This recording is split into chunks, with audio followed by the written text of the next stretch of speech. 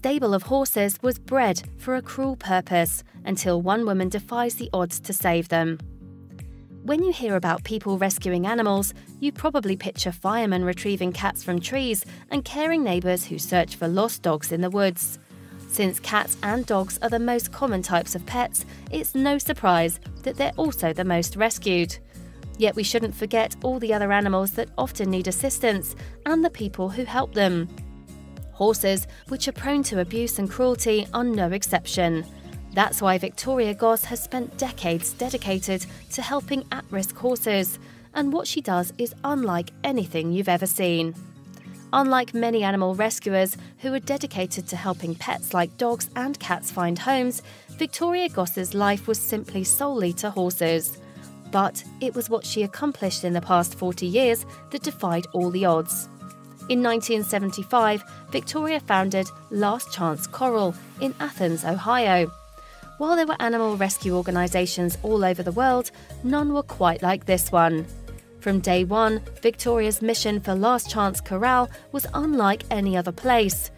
That was because Victoria was determined to fight for horses threatened by the racing industry. When a nurse mare gives birth, it's for the sole purpose of breeding a racehorse. If those foals don't become racehorses, they are neglected, abused, or left to die. Victoria had always been passionate about her work, but her journey really began when she was just 12 years old. Some might say it was a very young age to take on such a big responsibility, but Victoria always knew she wanted to help horses. In a turning point she'd never forget, young Victoria used her own hard-earned money to take in a horse in need, saving it from the brink of death. "It really struck with me," Victoria recalled.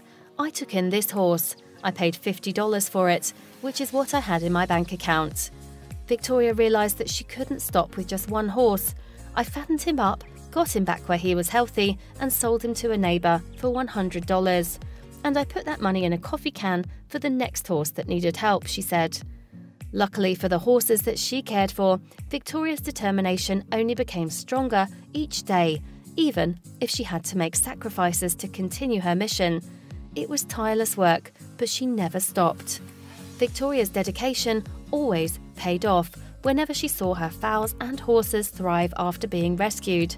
They could finally recuperate in peace and hopefully find a loving forever home once they became stronger.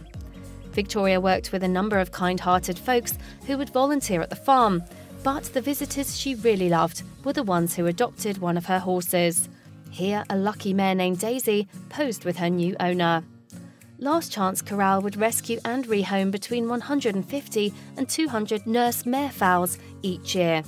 While that number may seem staggering, there was still a lot of work to do. That Victoria simply couldn't accomplish alone. Adoptive families were an integral part of Last Chance Corral's success. They may not have been as many people ready or able to adopt a horse as, say, a dog, but Victoria believed that for every horse, there was somebody willing to take them in. As passionate as Victoria was about her important work, she'd likely be the first to admit that it was no picnic. Horses required a great deal of time and energy to care for after all, and the organisation had little funding. That was why Victoria appreciated help wherever she could get it. The organisation accepts volunteers 7 days a week, she said, but that was easier said than done when the job mostly involved shoveling poop. While there had been plenty of people willing to put the work in, and those people sometimes travelled hours to get to the farm, most of the responsibility still fell on Victoria herself. It was a big job, but she loved it. Luckily, Victoria's tireless efforts did not go unnoticed. For example, in 2001, she received an award from the American Veterinary Medical Association for her efforts in promoting animal welfare. Over the years, Victoria found ways to keep her life with the horses from becoming too hectic. "Being old, I need a little rest once in a while," she explained. Yet even during those breaks, her love for horses shined through in her hobbies, like drawing.